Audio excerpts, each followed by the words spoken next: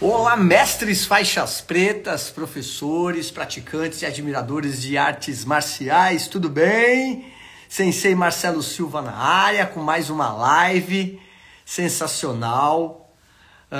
Hoje a minha convidada, Terry Kanakura, arquiteta, urbanista, atua no setor da construção civil, especialista em Feng Shui, astrologia, neuroarquitetura e psicanálise. Ela já está aqui, eu já vou chamá-la para participar da nossa live.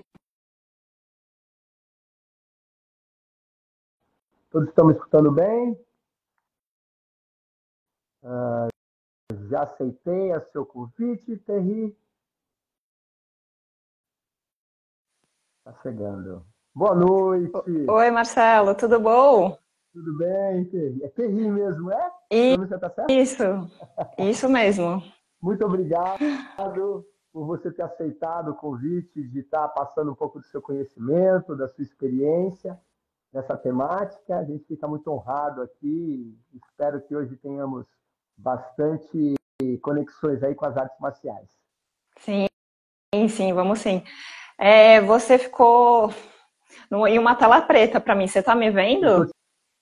Eu tô vendo você, sim. Ah, tá. Eu tô vendo você. Então, porque eu não tô te vendo, mas tá bom. Não é a primeira vez que acontece isso. Será que é a sua câmera, talvez? Não, porque aqui tá tudo normal. Então, vamos verificar. Eu não sei, mas tá bom. Oi, Ana. Você faz uma nova chamada? Não, tá ótimo. Eu vou assim mesmo, aí qualquer coisa você me avisa. Bom, então. A gente tá te vendo aqui perfeitamente. Se tiver alguma alteração, alguém me avise aqui também, tá bom, pessoal que está chegando? Muito bem, eu já fiz a sua apresentação, só me confirma. Hoje eu estou recebendo aqui no canal Sensei Marcelo Silva, Terry Kanakura, que é arquiteta, urbanista, atua no setor da construção civil, é especialista em Feng Shui, astrologia, neuroarquitetura e psicanálise. A temática de hoje da nossa live são as correlações entre a harmonia arquitetônica do Feng Shui e as artes marciais orientais, entre a ética, a estética, a desarmonia e o desastre. Terry, a gente costuma fazer aqui, eu costumo fazer uma introdução do tema, e aí depois que eu fizer a introdução do tema, você já pode começar a dissertar aí, tá bom? E aí eu vou fazendo alguns recortes, algumas perguntas, caso vão surgindo aqui, tá bom? Pode ser? Combinado. Tá bom, então vamos lá. Iniciando então o nosso bate-papo. Ética e estética, componentes primordiais e fundamentais de qualquer arte. Habilidade de transformar o feio em belo e trazer a sensação de bem-estar, segurança, mas com a harmonia. Sim, a harmonia, aquela deusa, a deusa grega, fruto do relacionamento de Ares, deus da guerra, com Afrodite, deusa do amor e da beleza. Assim como nas artes marciais, que, trazidos pelos grandes mestres, nos mostraram a importância do equilíbrio emocional, dotado da firmeza estética, não dura, sem vida, mas flexível, segundo o princípio da equidade dos ritos, que trazem as informações técnicas, que transformam o ambiente de treino e, acima de tudo, desenvolve as potências humanas.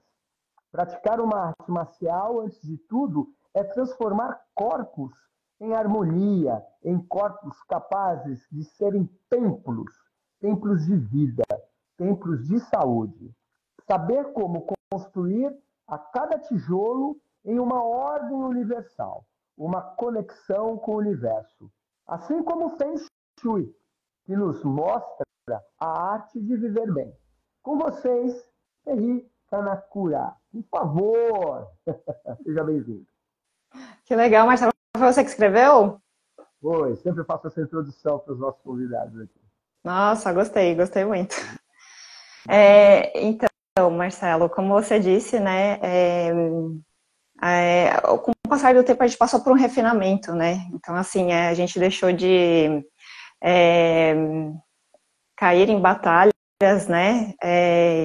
Apenas de forma animalesca, e aí a gente passou a colocar mais inteligência nessas formas, né? Então, o Feng Shui, ele atua muito com essa inteligência, né? De você deixar o espaço para preservar a vida, né? Como se fosse uma terceira pele, né? É o que a gente escuta muito no Feng Shui, que o imóvel ele é muito mais do que só uma casa, né? Mas é um lugar que principalmente tem essa função de preservar a vida.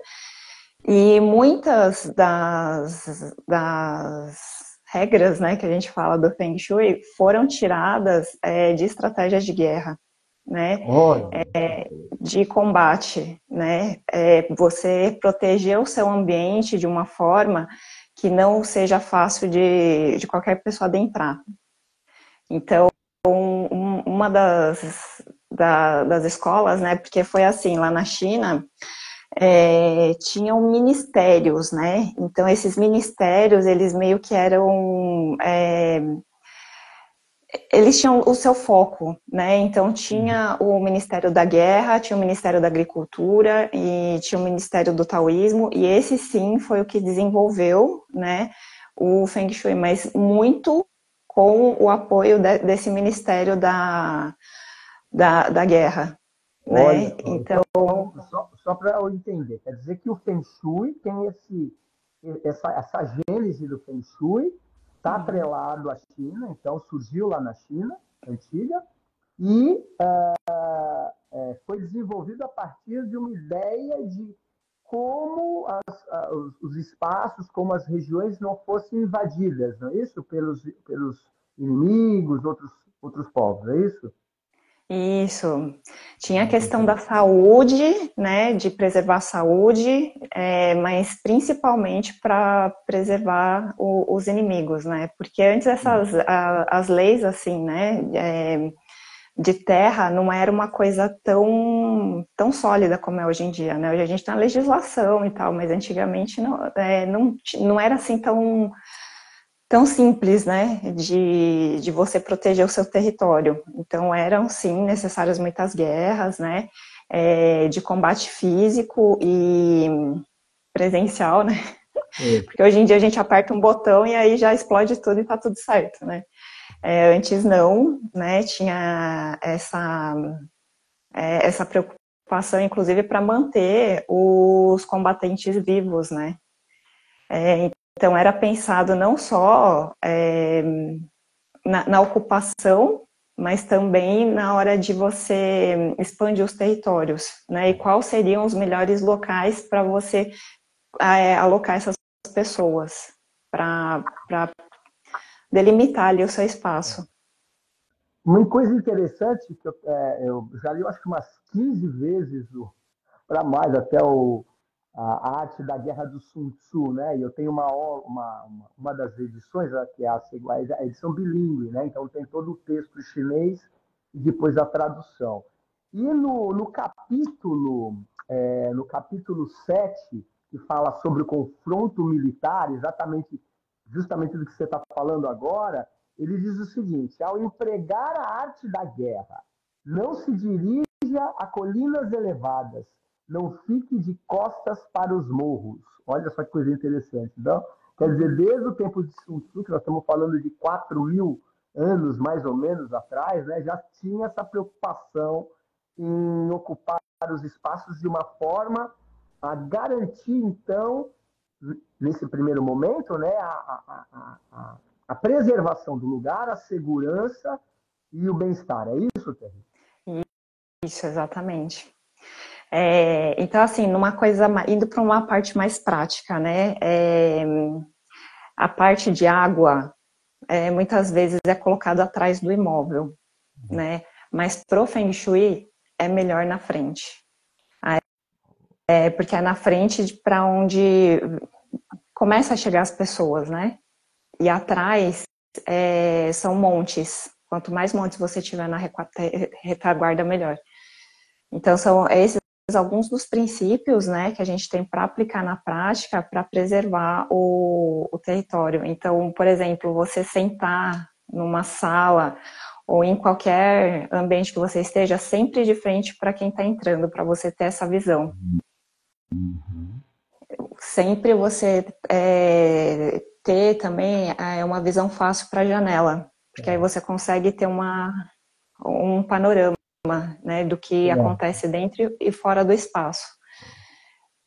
Então, sempre quando a gente vai arrumar o espaço, a gente pensa nisso, né? É super danoso, né, a gente sentar de costas para a porta, por exemplo. Existe até uma máxima, né, ou até um comportamento fundamental entre policiais, sobretudo, né? Eu dou aula para muitos, polícia militar, polícia civil, e uma das primeiras comportamentos é quando entra no ambiente, sobretudo o ambiente público, nunca sentar-se de costas para a porta, né, para a entrada, muito pelo contrário. Até na função de policial, já tem meio que a partir do seu treinamento, da sua formação, aquela intuição de perceber alguém estranho, alguém com má intenção. Então, a importância de estar sempre sentado de frente para a entrada, né? Olhando de frente para a entrada. Olha que coisa interessante.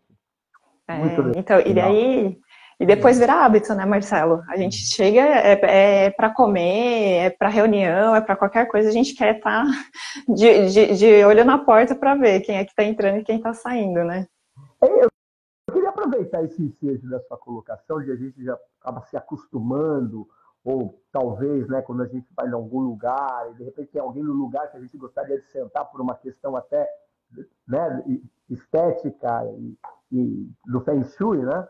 Mas o que tem, porque você está falando de uma coisa prática, né? Então, se tem o rio lá na frente da casa, supõe-se que fica mais difícil de invadir, né? Pensando lá na China antiga, na China da Guerra. Inclusive os próprios castelos, né, tinham em volta rios, né, poços, né, para evitar, não é isso? Do ponto de vista, já que você entrando já no campo da psicologia, eu sou analista junguiano também. Ah, que legal. Eu trabalho com psicologia profunda, mas do ponto de vista da psique, do ponto de vista da psicanálise, já que você também atua dentro do campo da psicanálise, como que é o Feng Shui? O que o Feng Shui tem a dizer a respeito da questão do ambiente com a psique?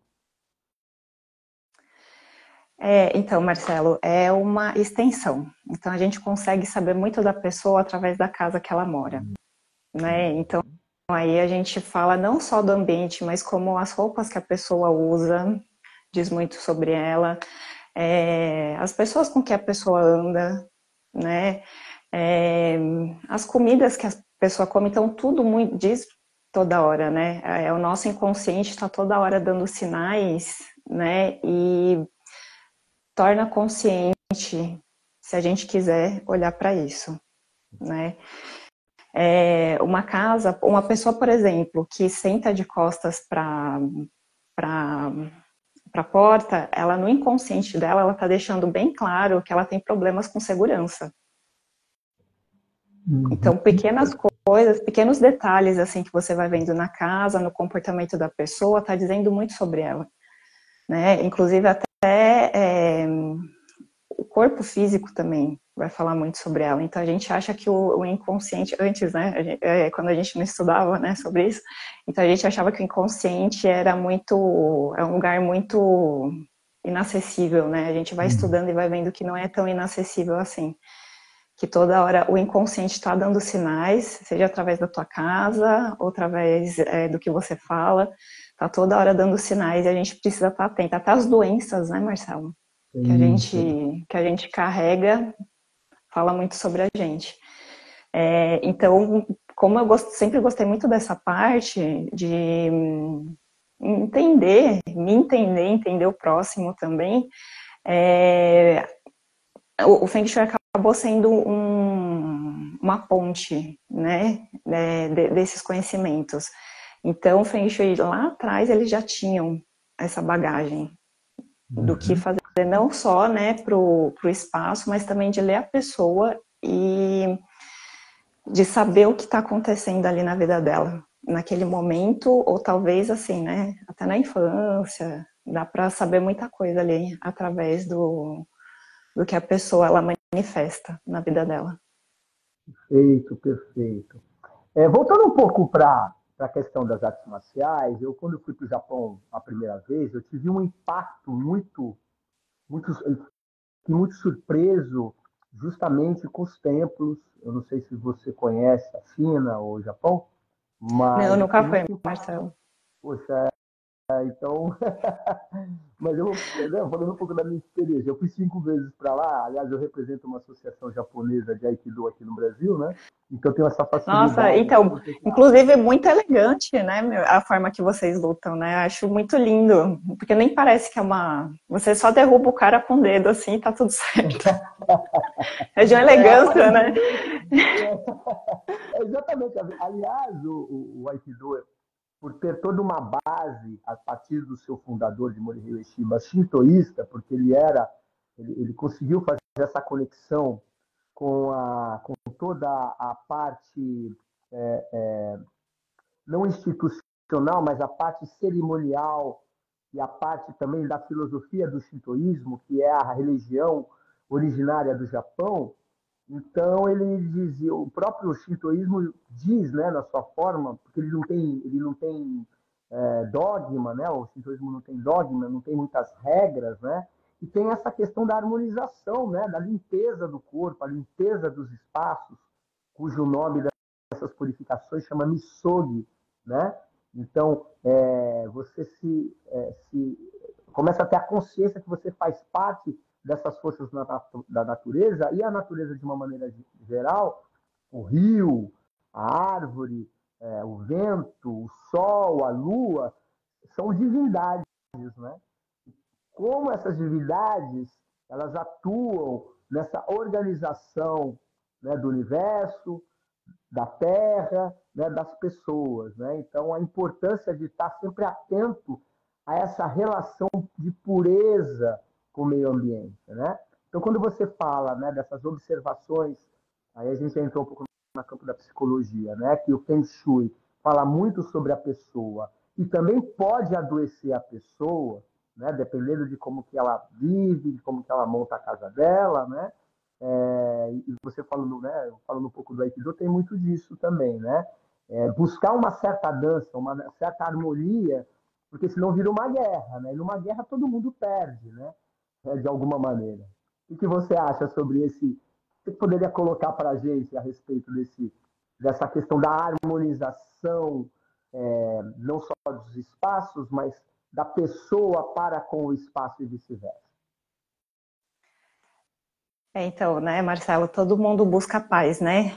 Mas nem sempre é possível de manter, pelo menos no mundo material, né? E essa compreensão acho que é bem forte lá no Oriente, né? Então, tanto é que tem toda essa parte do Yin e do Yang, que é o que define a vida material. E eu acho que a gente consegue transcender essa questão da paz e da guerra quando a gente está em harmonia consigo mesmo, né? Então a gente deixa de colocar tanto foco, né, no que acontece no lado de fora e coloca mais foco no que acontece do lado de dentro. Mas eu acredito que a harmonia interna vai sempre refletir no externo. E eu acho que dá para você ser extremamente harmônico na guerra. Tanto é que a gente tem muitas escrituras, né, que são feitas lá no campo de batalha. Tem a Gita, né, que é quando o Krishna passa para Arjuna os ensinamentos, né. Então, é muito legal porque ele não está numa sala de estudos, ele não está numa biblioteca lendo livro, ele está no campo de batalha. E é na batalha que a gente aprende muita coisa, né? Então, assim, por mais que todo mundo queira a paz, deseja a paz, nem sempre é possível de manter no mundo material. E aí eu vejo muita gente também, né, que é espiritualizada e tal, e busca muito a paz, e às vezes não evita as batalhas, né? E aí eu me questiono até que ponto isso é bom, né? Até para o amadurecimento da pessoa. Quanta coisa a gente deixa de harmonizar internamente por evitar as batalhas. E essa questão que você falou do sol, da lua, né? A direção do guerreiro é a direção sul. Então eu morei no apartamento que a entrada era para o sul. Todo mundo, Marcelo, ou era policial, ou era do SAMU, ou era, sabe, ou tinha alguma profissão assim. E todo mundo era meio que de Áries, sabe? Do signo, era meio ariano. Da guerra, né? Aí depois, quando eu comecei a entender as coisas, eu falei, gente, mas o que eu tô fazendo nesse espaço, né? Aí sim, aí eu entendi, tá, então é para eu buscar a guerreira que existe dentro de mim, né? Então, assim, a direção sul, ela é muito propícia para isso, né? Para você despertar, e a gente está no ano que fala muito disso, né, Marcelo, que é o ano do dragão, e o ano do dragão vai falar muito, né? Dessa questão bélica, né, e dessa questão, principalmente da individualidade. Então, de você procurar se manter vivo também, né? E às vezes, para você se manter vivo, algumas coisas precisam morrer, né? Dentro de você ou fora. Seja uma bactéria, né? A gente tem todo um organismo formado para a gente se manter vivo, para a gente se manter saudável. E não é à toa que eles estão ali, né? Então, do mesmo jeito que a gente tem esses organismos que lutam pela nossa sobrevivência, nós também temos que fazer isso, né? De forma elegante, né, Marcelo? Sim, sim. Aliás, você citou Rita, né? Uhum. O papo que o Arjuna estava falando, né? Ele diz assim, né? Estavam tendo a guerra, me corrija se eu estiver errado. Ele diz o seguinte: me leve para o meio dos dois exércitos, né? Ou seja, existiu ali uma capacidade de né, manter-se no meio entre as duas polaridades ali, né? E ali foi, né, desenvolvendo toda uma consciência dos dois, mesmo porque tanto num exército como no outro tinham pessoas próximas, né? Então incorria de perder entes queridos, né? Interessante essa colocação, me veio essa imagem de Arjuna, né? Nesse momento de Krishna, muito legal, muito legal. Como Então, que é? Pode falar, desculpa, pode falar. E você pode ver assim, né, que Krishna resolveu se manifestar ali na guerra, né? E para mim, assim, é lindo, né? Tipo, todo mundo acha lindo, né, a Gita? Mas que ele poderia falar que Deus só existe na paz, mas não, Deus está em tudo, em todos, inclusive na guerra, né? Eu vou aproveitar o que você está colocando aqui, porque é justamente a minha pergunta que eu tenho, que é o seguinte, né? Nós ocidentais, a cultura, sobretudo europeia, tem essa ideia de sempre estar a grosso modo falando, na luz, né? Ficar sempre na luz ali, sempre na beleza, sempre na bondade, sempre, né, naquela questão que envolve a pureza. E a gente sabe, na psicanálise, na psicologia profunda, que existe uma sombra nas pessoas, uma sombra coletiva, né? E que a arte marcial, pouca gente entende a profundidade que tem nisso. Eu vejo muita gente falando, porque a arte marcial vem para te dar educação, né, para você se tornar uma pessoa melhor, e se esquece desse lado humano, que é justamente disso, né, onde você começou a falar, que é esse aspecto humano, né, inegociável, vamos dizer assim, que surge, sobretudo, e que é necessário para fazer esse meio termo, né, essa enantiodromia, desse pêndulo, de quando a gente está muito, muito polarizado, outra coisa vem para fazer a compensação. A minha pergunta, de ordem até prática, esses dias eu estava passando ali na avenida aqui em São Paulo, a Brigadeiro Faria Lima. E eu Você mora em São Paulo, Marcelo? Sou daqui da Vila Mariana. Ah, tá, legal. Eu tô aqui em Santo André. Ah, sim. Eu estou aqui perto da Vila Mariana, do Parque Ibirapuera. Mas eu passei de bicicleta ali na Brigadeiro Faria Lima e aquela avenida me incomoda de uma maneira, porque os prédios são todos de vidro, né? Eu, na minha opinião, eu até gostaria que você comentasse dentro da sua experiência, o que você. Mas todos de vidro, e no verão aquilo, a impressão que dá que o sol que bate naqueles vidros vão todos para a rua e fica 10 mil vezes mais quente, né, de quem passa lá. Então, assim, já fazendo uma crítica para quem construiu aqueles prédios, né?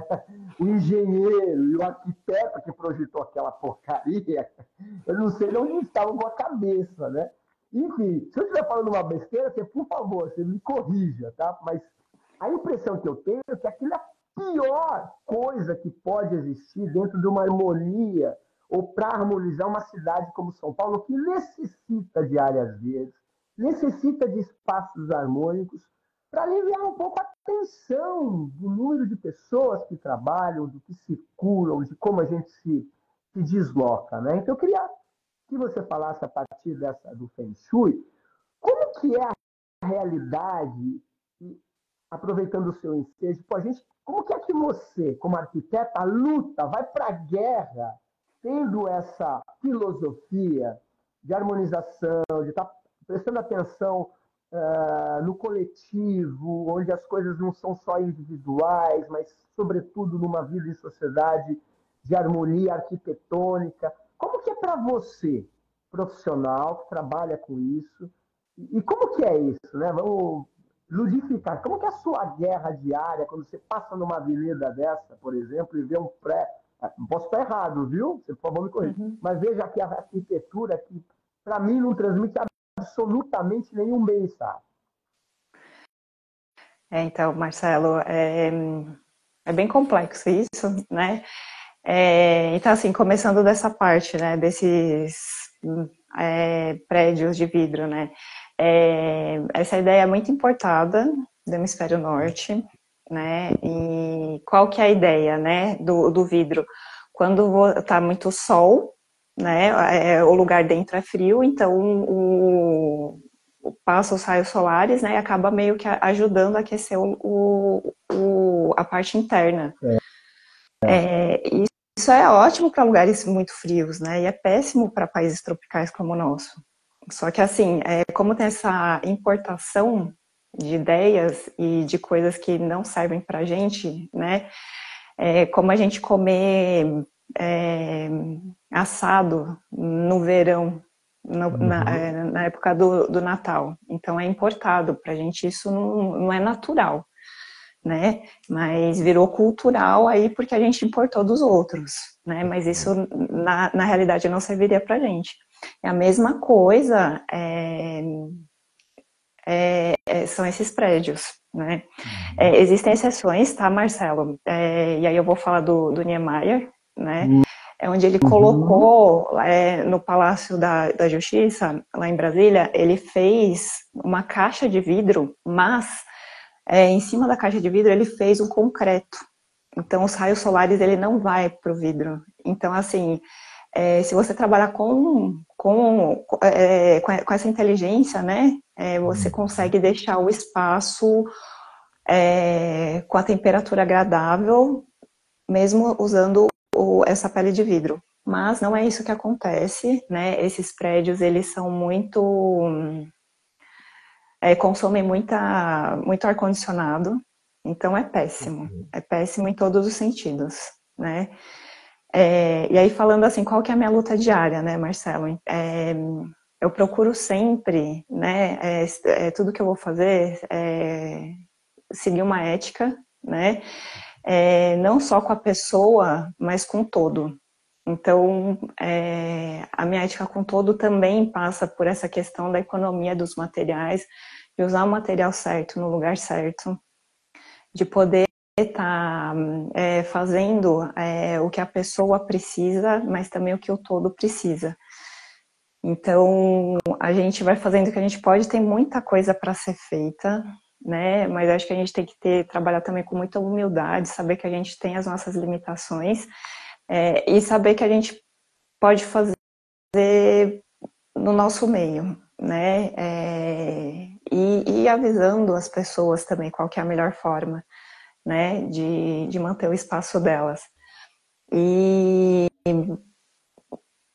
fazendo o que a gente pode, né? Mas sempre dentro desses parâmetros. Eu gosto muito de trabalhar com essa parte de bioconstrução, também adoro, né? Eu acho que essa parte vai ser muito necessária no futuro. Inclusive, não vai dar para continuar do jeito que a gente está indo, né? A construção civil, ela consome muitos recursos, gera muito lixo, e vai ser uma questão de tempo, né? Isso causar mais danos ainda, a gente já está sentindo muita coisa, né? Vai ser uma questão de tempo, a gente meio que ser forçado a mudar em um curto espaço de tempo. Certo.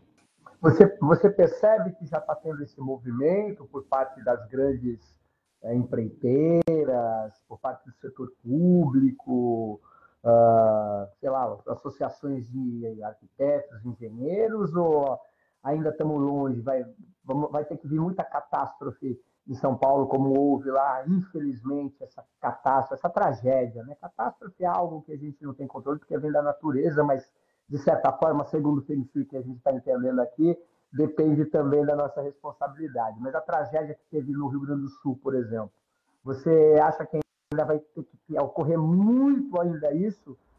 Ou seja, uma linguagem meio chula, popular, a água vai ter que bater na bunda de muita gente para a gente acordar e falar, ó, não dá mais, vamos ter que mudar daqui para frente. Como que você vê essa perspectiva aí a curto, médio e longo prazo? Então, a gente vai ter muito problema, viu, Marcelo? E os problemas, assim, que a gente vai ter, vai ser de peste mesmo, sabe? A gente já invadiu o espaço de muitos animais, muitas vidas, né? Vegetais e animais, e não tem como a gente não pagar o preço por isso, né? Então, a gente tem o problema da dengue, teve o problema do Covid, e daqui para frente a tendência é a gente ter ainda mais esse tipo de problema, a gente vai ter muitas baixas com isso, né?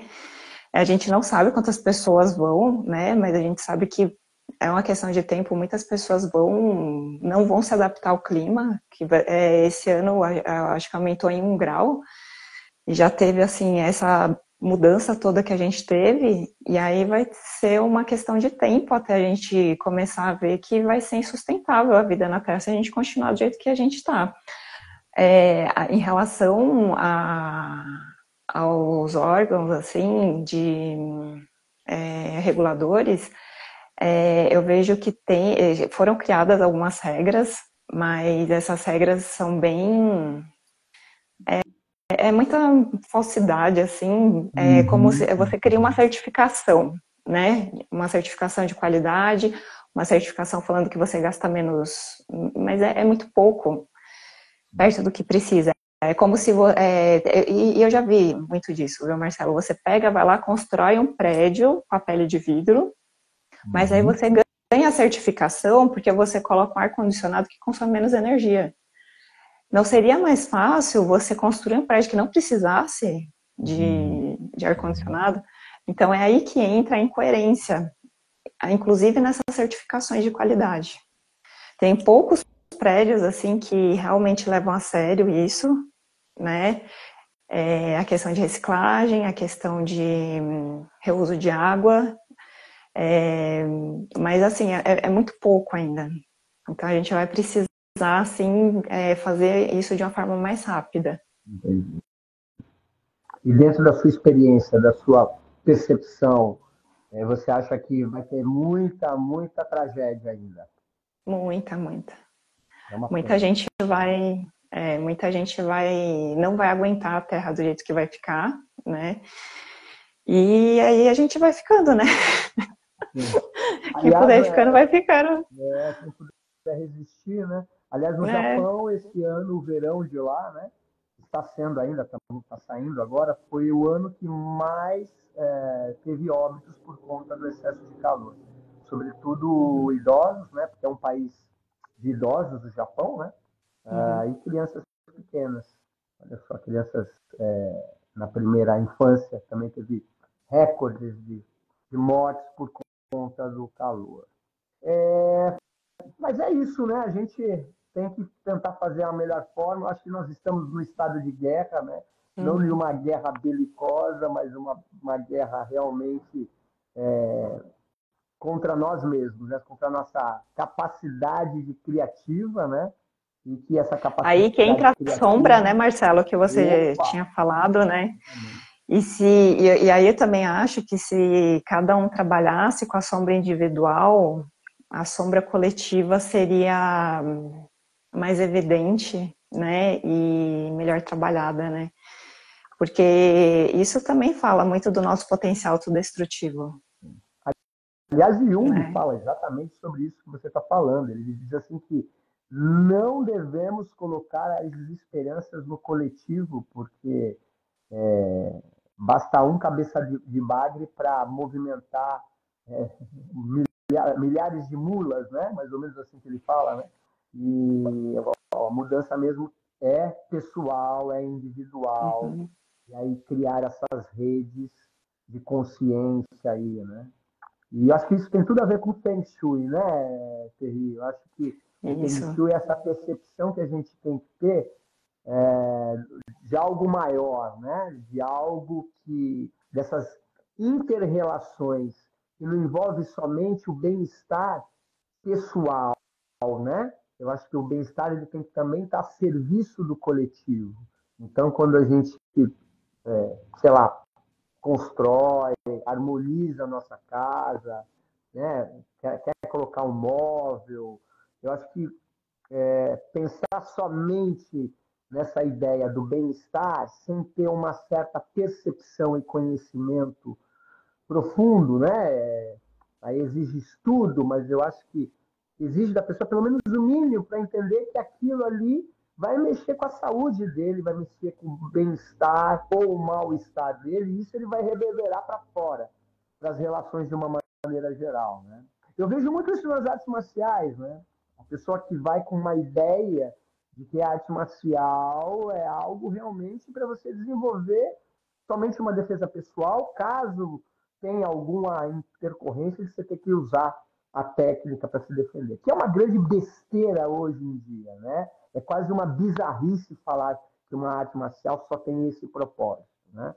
Eu costumo dizer que o momento que a gente vive no planeta tem muito a ver com o momento que a gente vive nas artes marciais. Nós estamos, parece que, regredindo alguns anos para trás, alguns séculos para trás, e voltando a ser meio, né, gladiador, sabe? Aquela coisa meio bizarra, né? Só que isso hoje tem monetização, né? Hoje gera aí através das redes sociais dinheiro, né? As grandes empresas deitam e rolam com isso, os grandes grupos, né?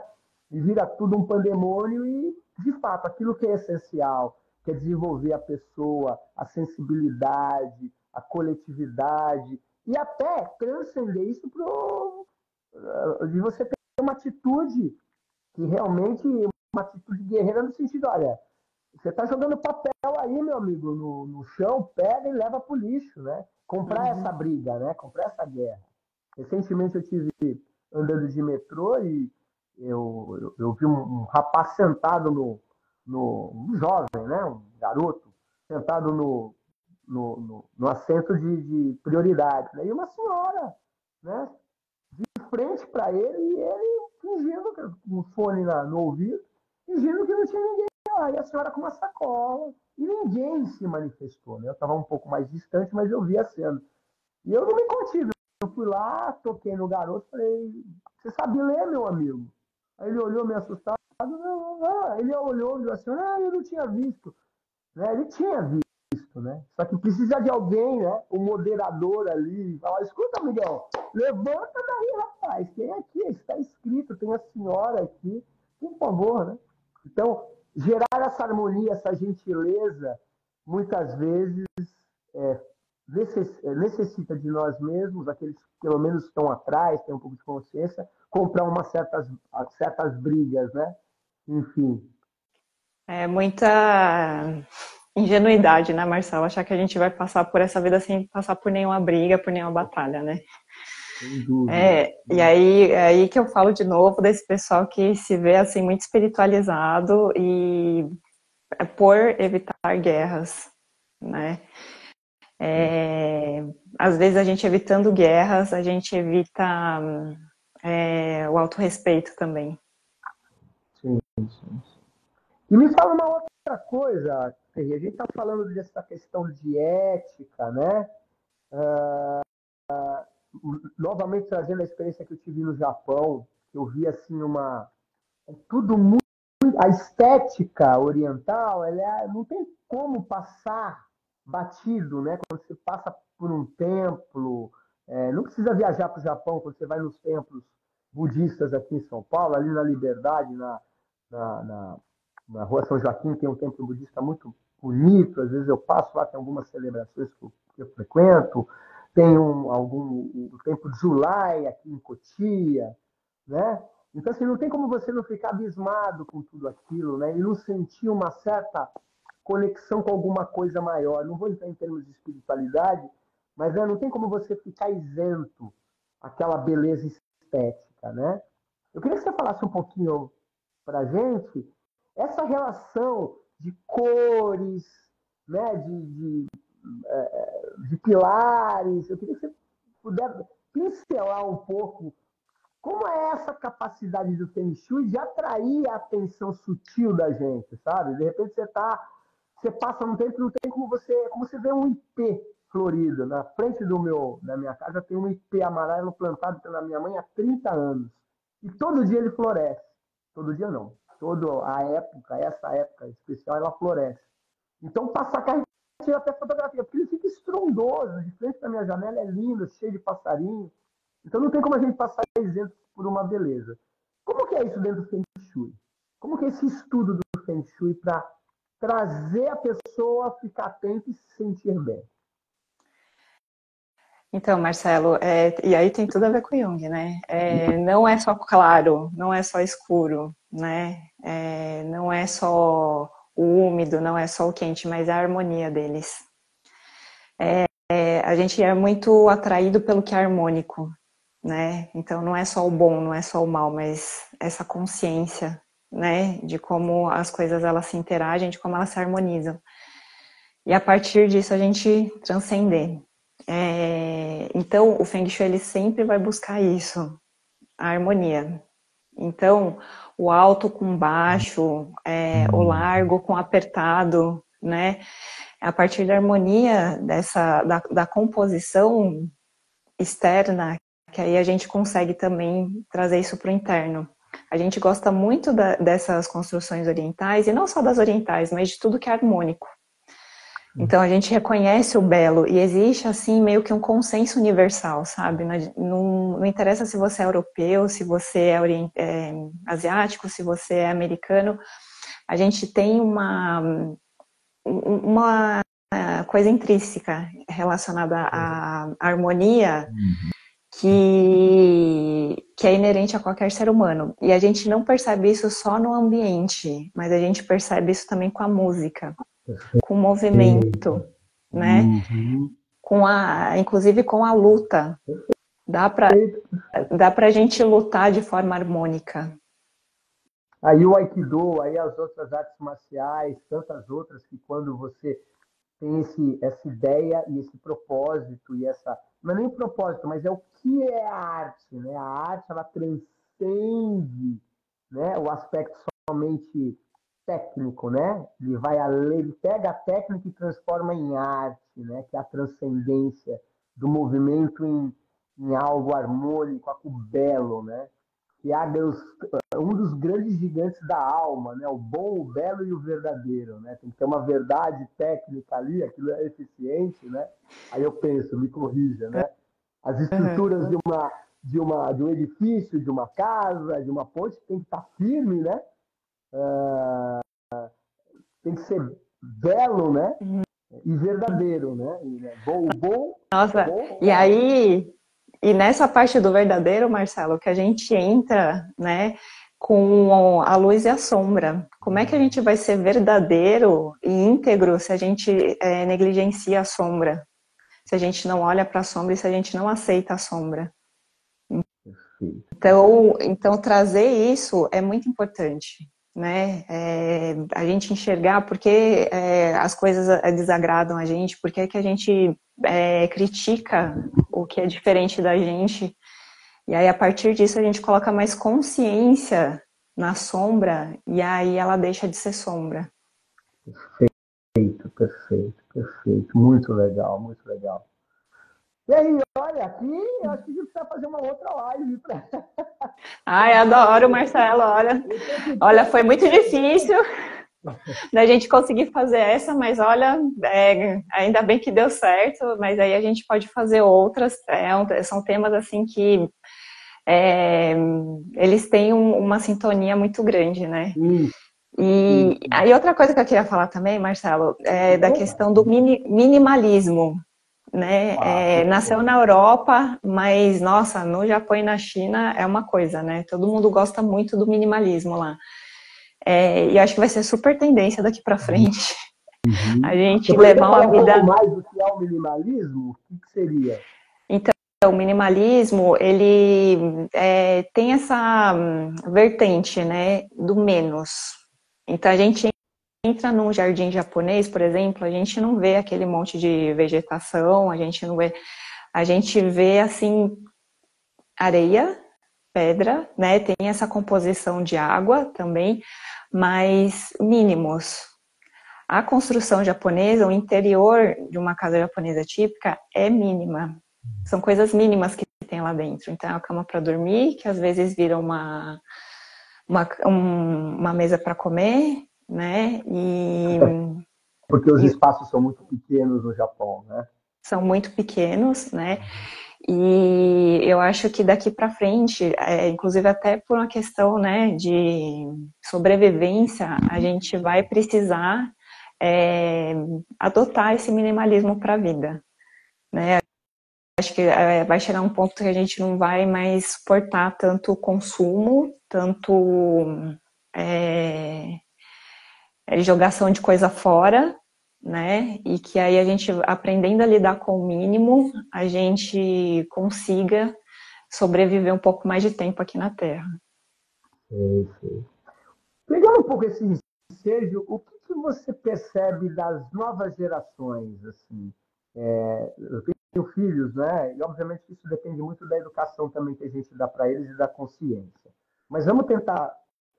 A pergunta que eu tenho é assim, pensar mais no coletivo. Eu vejo que a geração, uma parte dessa geração de hoje, eu acho que eles não estão muito voltados a querer ter carro. Quer dizer, a maioria usa Uber, né? Você vê que são pessoas mais simples, eu acho, né? Pelo menos a faixa etária que eu trabalho, eu também sou professor, então eu trabalho com jovens, mesmo crianças, né? Você vê que são. Na minha época a gente sempre queria comprar e ter 10 tênis, 5 pranchas de surf, 500 bonés, e eu vejo que essa geração, né, não está muito entusiasmada com essa questão desse tipo de consumo. Consomem outras coisas, mas não essa questão material. Como que você percebe a nova geração para essa ideia que é esse minimalismo? Você percebe alguma coisa ou não? Dentro, por exemplo, sei lá, coisa da minha cabeça, um jovem que contrata a Terri para montar lá o apartamento, um casal de jovens, recém-casados. Como é que você percebe isso? Então, esse pessoal, né, que está começando a trabalhar agora, né, que está indo para o mercado de trabalho agora, está sendo muito criticado justamente por causa disso, né, Marcelo? Porque é um pessoal que está dando mais atenção a outras coisas que não apenas a matéria, né? Então, não é aquele pessoal que está muito preocupado em produzir, em acumular bens, mas é um pessoal que também está preocupado em manter uma saúde mental equilibrada, manter um mundo emocional estável, né? E aí eu vejo assim com muita esperança, né? Em relação ao consumo também, é um pessoal que tem mais consciência em relação ao consumo. Realmente eles cancelam pessoas, né, que têm um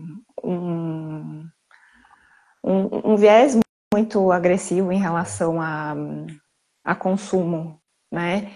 E no fundo, acho que a gente tem um pouco disso dentro da gente também, né? Ninguém gosta, né, de ser obrigado a comprar, de ser obrigado a manter, né, certas coisas que às vezes são desnecessárias. E eu acho que é uma questão de tempo essa consciência virar uma coisa coletiva, né?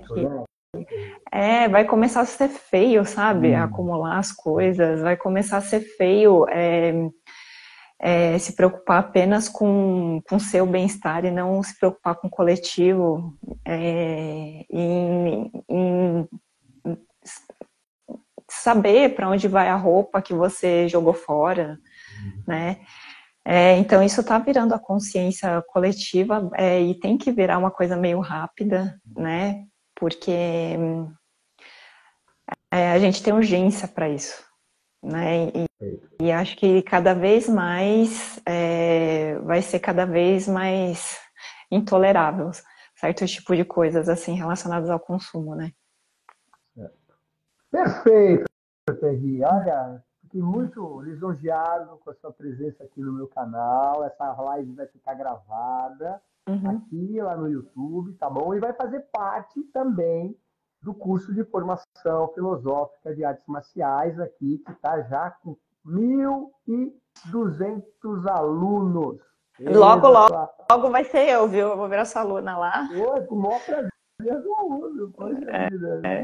Nossa, adoro a forma com que você coloca as coisas, sabe? Acho que você traz muita filosofia, não fica só na questão, né, física, mas também vai para a questão filosófica e acho que é uma área muito carente, né, dessa filosofia. Muito obrigado por você gostar do canal, muito obrigado por você fazer os elogios. Eu também quero agradecer aí a competência, eu acompanho o seu trabalho também, sei que você é uma pessoa extremamente competente e agradecer muito pela disponibilidade. Eu sei que o tempo do arquiteto, eu tenho grandes amigos que são arquitetos, eu sei que vocês trabalham muito, vocês têm muito BO para resolver, estoura o cano, fura a viga. E você... Exatamente. Então, eu queria agradecer do fundo do coração a sua presença aqui no canal. Você contribuiu demais aí para a gente estar ampliando essas discussões, coisas importantes para a nossa existência, né? O canal CC Marcelo Silva traz profissionais competentes, profissionais qualificados, professores, mestres, doutores, enfim, especialistas, para trazer realmente uma ampliação e a dimensão do que é viver coletivamente com ciências, né? Com ciências que nos fazem tomar consciência da importância de como a gente está gerindo a vida pessoal e como isso, né, reverbera na vida coletiva, no mundo de uma maneira geral, né? Então, quanto mais a gente falar com essas ferramentas que é a internet, né? Eu acho que a internet é uma ferramenta fantástica para a gente também estar divulgando o que é o bom, o belo e o verdadeiro, né? Então, acho que a gente tem que jogar, né, muito conteúdo na internet para cada vez mais as pessoas se apossarem desses conhecimentos, estudarem e trazerem para a própria vida coisas fundamentais para ajudar o mundo, né? Então, eu quero te agradecer ao pessoal aqui. Olha, bombou, viu, Terry? Olha que legal. Gente aqui, bombou aqui. E eu quero te agradecer mais uma vez pela disponibilidade, pela fantástica live, aula que a gente fez. E até a próxima live, a gente precisa combinar outro tema, tá bom? Isso, a gente combina. Muito obrigada, Marcelo. Obrigada mesmo. Gente, boa noite. Não esqueçam de compartilhar aqui a live. Quanto mais a gente compartilhar, mais a gente vai ter acesso. E tá lá, o curso tá lá, live gravada, fazendo parte do curso da Terry Kanakura. Tá bom? Terry, gratidão, boa noite para você, boa noite, pessoal. Até a próxima. Tchau, tchau.